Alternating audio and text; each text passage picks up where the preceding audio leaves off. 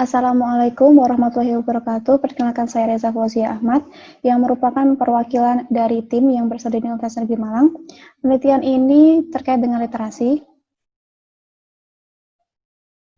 Penelitian yang dilakukan ini bersama dengan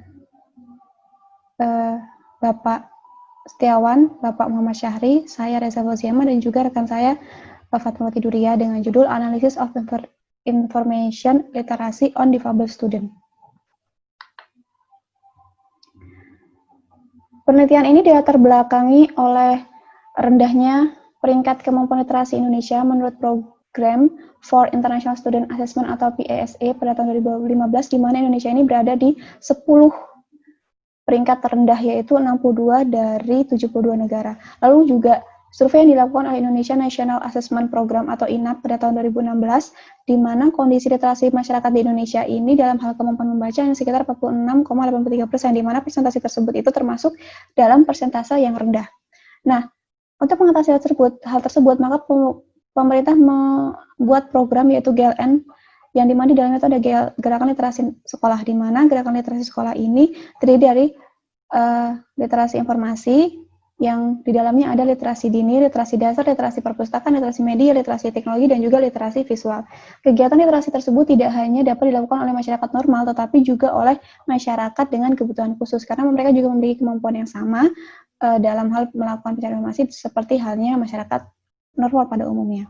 Akan tetapi bagaimana hal tersebut dapat dipenuhi oleh lembaga informasi atau perpustakaan untuk membantu mereka memenuhi kebutuhan informasi, yaitu bagi penyandang disabilitas. Nah, oleh sebab itu penelitian ini dilakukan guna menemukan bagaimana literasi informasi mahasiswa difabel di Universitas Negeri Malang.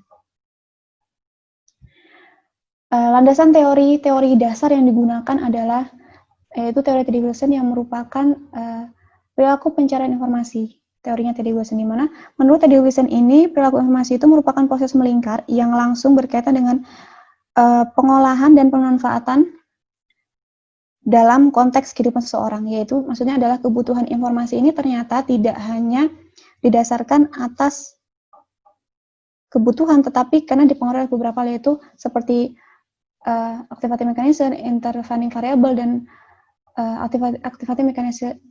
activating mekanisme yang kedua, yaitu seperti tekanan dari atau motivasi, seperti itu.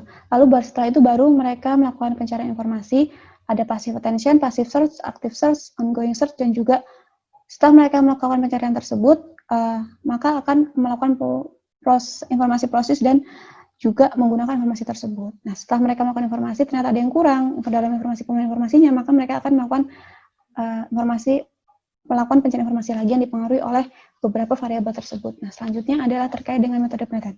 Metode penelitian yang dilakukan adalah menggunakan pendekatan kualitatif deskriptif, di mana penelitian ini berfokus pada menganalisis literasi informasi dari mahasiswa difabel yang dilandasi kondisi psikologis, kognitif, dan demografi mahasiswa disabilitas. Penelitian ini didasarkan atas pemahaman dan analisis mendalam terhadap literasi informasi mahasiswa dalam setting alamiahnya.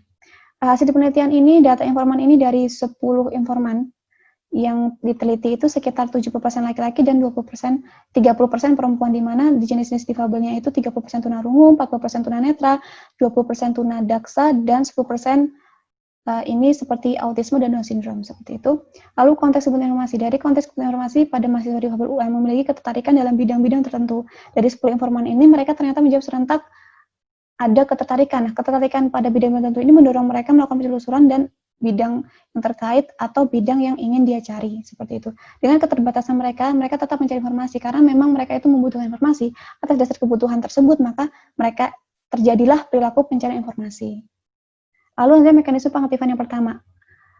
Alasan mereka melakukan pencarian informasi itu karena para informan ini berharap dapat berguna bagi komunitasnya, bagi teman-temannya, dan juga membantu teman difabel ingin memiliki keahlian lain, salah satunya, dan juga mereka mencari informasi karena memang penasaran atau tertarikan hal tertentu seperti yang dipengaruhi dari lingkungan. Para mahasiswa difabel ini menyadari akan kebutuhan informasi. Hal yang memotivasi dalam diri mereka adalah berkeinginan menyelesaikan masalah, seperti itu. Lalu variabel perantara ini kami mengajukan pertanyaan terkait usia, asal, pendidikan, jenis kelamin, uang saku, terlibatan dalam organisasi, dan peran dalam organisasinya. Ternyata jawaban itu dari hasil penelitian ini, usia mereka sekitar 20-25 tahun dengan asal daerah mereka berbagai macam, ada Malang, Bali, dan sebagainya. Pendidikan mereka yang ditempuh tentu saja ada beberapa menempuh S1 dan juga D3. Uang saku mereka relatif 200.000 sampai 1 juta, di mana tergantung biasanya mereka dikasih per minggu, per bulan, seperti itu. Dengan peran mereka, rata-rata mereka ini ada yang memiliki peran di organisasi. Ketika mereka memiliki peran di organisasi, maka mereka melakukan pencarian informasi secara lebih lanjut seperti itu. Dan orang-orang ini orang-orang memperlakukan mereka ini dengan baik. Jadi mereka itu karena diperlakukan dengan baik, maka mereka akan memotivasi mereka melakukan pencarian informasi seperti itu. Mekanisme pengatilan yang kedua adalah apa yang mempertimbangkan informan untuk mencari informasi atau tidak. Nah, yang mendorong mereka melakukan mencari informasi ini ternyata adalah kebutuhan akan pemenuhan tugas kuliah yang dipengaruhi dari tekanan dan juga motivasi dalam diri, seperti itu. Lalu perilaku mencari informasi. Nah, 5 responden menyatakan bahwa sudah tahu kebutuhan informasi mereka, lalu mereka melakukan pencarian informasi. Insting di sini adalah mereka memang sudah tahu apa yang diinginkan oleh informan, lalu muncullah kebutuhan atau keinginan untuk menulis informasi yang mereka diinginkan tersebut. Nah, ini merupakan salah satu pencarian pasif karena sesuai dengan kebutuhannya. Dia mencari sesuai dengan kebutuhannya. 3 informan yang menyatakan bahwa kecenderungan perilaku pencari informasi adalah mereka melakukan pencarian informasi berkelanjutan. Karena adanya topik-topik tertentu yang diikuti seperti itu. Nah, kesemuanya informan ini mendapatkan informasi melalui media internet karena itu adalah paling mudah dan membantu mereka sekali seperti itu. Hasil dan selanjutnya adalah proses pemrosesan dan penggunaan informasi. Setelah melakukan pencarian informasi, sebagian informan akan melakukan evaluasi terhadap informasi tersebut dan mengecek sumbernya. Lalu setelah itu mereka akan menerapkan informasi yang didapat sesuai dengan kebutuhan yang akan informasi mereka. Selain itu juga informasi yang diperoleh tidak diterapkan melainkan hanya sebagai pengetahuan saja. Ada yang diterapkan, ada juga yang hanya dijadikan untuk pengetahuan saja seperti itu. Memenuhi pengetahuan mereka yang selama ini mereka belum ketahui seperti itu. Diterapkan dan juga hanya sekedar pemenuhan kebutuhan akan pengetahuan seperti itu. Kesimpulan dari penelitian yang kami lakukan ini adalah hasil penelitian ini ditemukan dari konteks kebutuhan informasi pada mahasiswa difabel Universitas Negeri Malang bahwa mereka akan ada ketertarikan dengan bidang lain seperti musik, olahraga, catur, dan cenderung mencari informasi sesuai dengan bidang tersebut.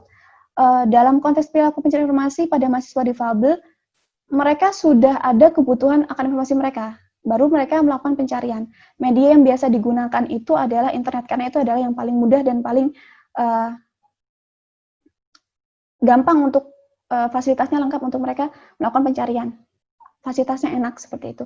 Dari aspek pemrosesan dan penggunaan informasi yang didapat, bahwa mereka melakukan evaluasi terhadap informasi tersebut serta menerapkan informasi yang sudah diperoleh.